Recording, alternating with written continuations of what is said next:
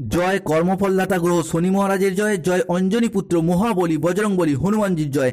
মকর রাশি বলো। নমস্কার দর্শক বন্ধুরা, আমাদের RNB রাশিফল চ্যানেলে আপনাদেরকে স্বাগত জানাই।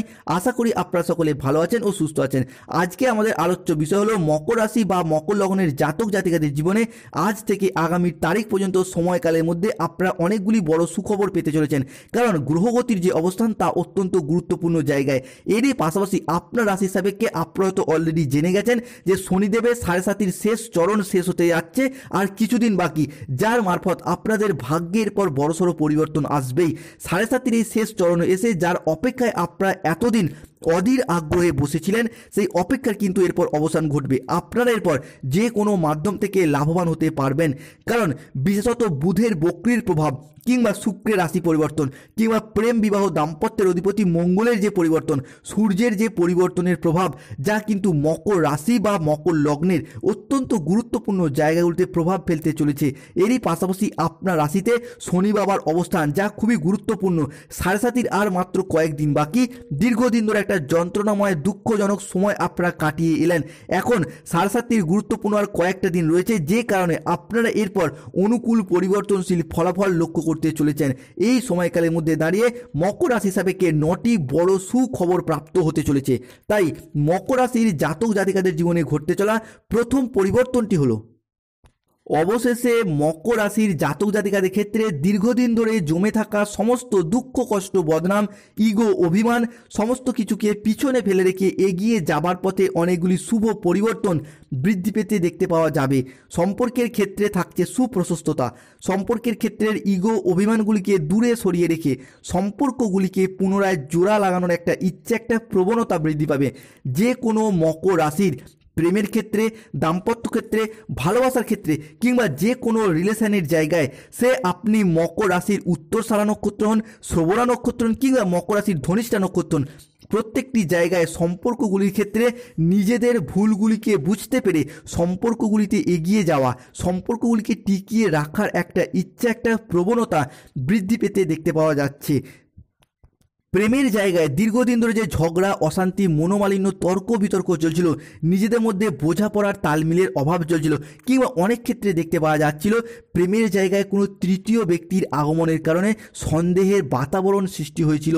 সেই জায়গার সম্পর্কগুলির ক্ষেত্রে গ্রহগতির পরিবর্তনের কারণে, রাহুর নেগেটিভ দৃষ্টি কিংবা 7.5 চলার কারণে এতদিন ধরে যে সমস্যাগুলি চলছিল, সেই সমস্যাগুলি কিন্তু এরপর মিটে যাবে। কেননা নতুন বছর আপনার রাশি সাপেক্ষে সেই জায়গাটার শুভ পরিবর্তন এবং অনুকূল পরিবর্তন শুরু করতে যাচ্ছে।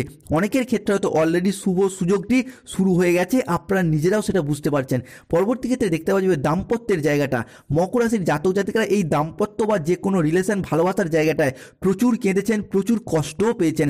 অনেক অনেক ক্ষেত্রে মিথ্যা বদনাম দুর্নাম আপনার উপর বিনা কারণে চাপিয়ে দেওয়া হয়েছে, যার কারণে সমাজের কাছে আপনারা মাথা নত করতে বাধ্য হয়েছেন। সেই জায়গা থেকে এরপর ঘুরে দাঁড়ানোর সময় এসে গেছে। কেন মকর রাশির ক্ষেত্রে সূর্য দশমে বিরাজ করছে এবং দেবগুরু বৃহস্পতি আপনার রাশির সম্পর্কের জায়গাটার সপ্তমে গোচর করছে, যার মারফত যে কোনো সম্পর্কের জায়গায় যে ব্যথা বেদনা কষ্ট যন্ত্রণা দুঃখ মিথ্যা বদনাম পেয়েছেন, সেই জায়গা থেকে ঘুরে দাঁড়ানোর একটা শুভ সুযোগ কিন্তু মকর রাশির জাতক জাতিকারা এরপর অবশ্যই প্রাপ্ত করতে পারবেন। স্বামী স্ত্রীর সাথে হুট করতেই রেগে যাওয়া, তর্কে বিতর্কে জড়িয়ে পড়া, যেই সমস্ত সমস্যাগুলি চলছিল, সেই জায়গার সমস্যাগুলি এরপর শুভভাবে মিটে যাবে। পরবর্তী পরিবর্তনটি দেখতে পাওয়া যাবে অর্থনৈতিক দিকটায়।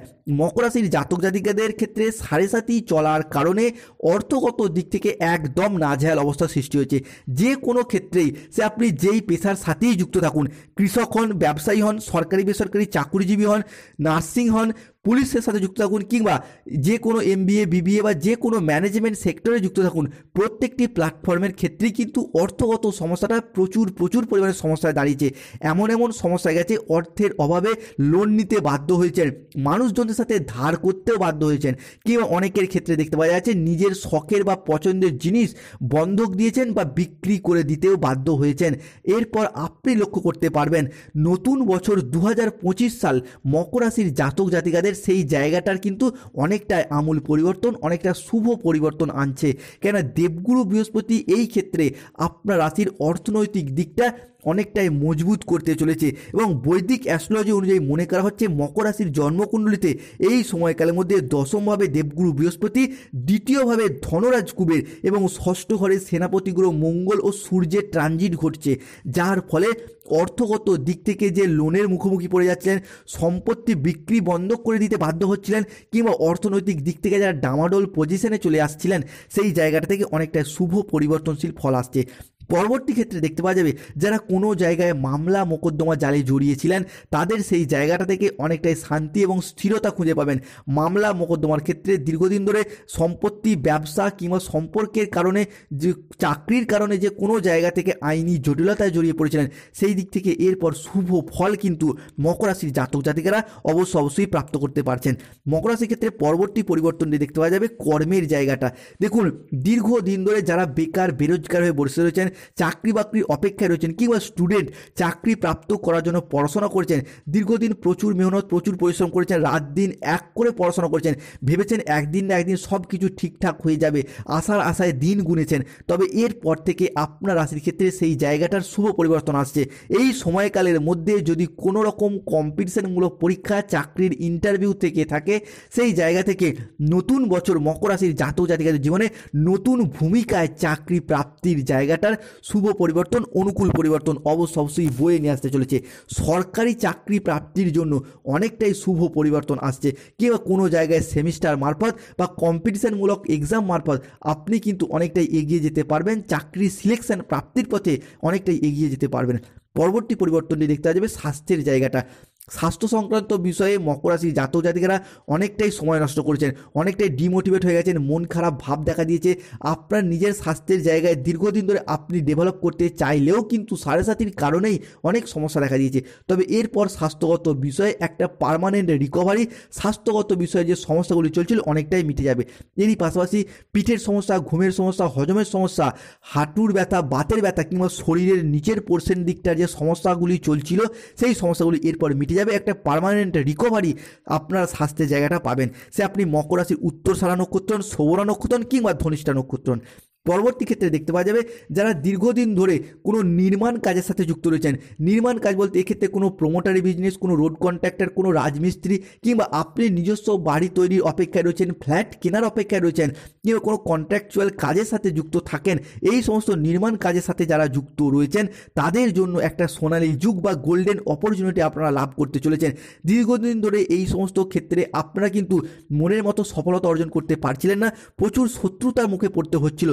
এরপর সেই জায়গাটা থেকে অনেকটাই এগিয়ে যাবার পথে অনুকূল পরিবর্তন, শুভ পরিবর্তন আসছে। পরবর্তী পরিবর্তনটি দেখতে পাওয়া যাবে 11th হাউসে রাহু বিরাজ করছে। আমরা জানি একাদশে রাহু মানেই কিন্তু যারা কোনো ট্রেডিংয়ের সাথে যুক্ত রয়েছেন, lottery, share market, mutual fund, online বিজনেসের জায়গায় যুক্ত রয়েছেন, তাদের জন্য এরপর শুভ সুযোগ, পূর্ণ সম্ভাবনা দেখতে পাওয়া যায়। তাই আপনাদের জন্য এই সময়কালে যদি কোনো জায়গায় ইনভেস্ট করেন, সেই দিক থেকে অনেকটাই শুভ পরিবর্তন আসবে। কেন এই মুহূর্তে একাদশে রাহু মানেই কিন্তু ফাটকা জায়গা থেকে অর্থপ্রাপ্তির পূর্ণ সম্ভাবনা দেখতে পাওয়া যায়। ধন্যবাদ, ভালো থাকুন, সুস্থ থাকুন। আমাদের RNB রাশিফল চ্যানেলটিকে সাবস্ক্রাইব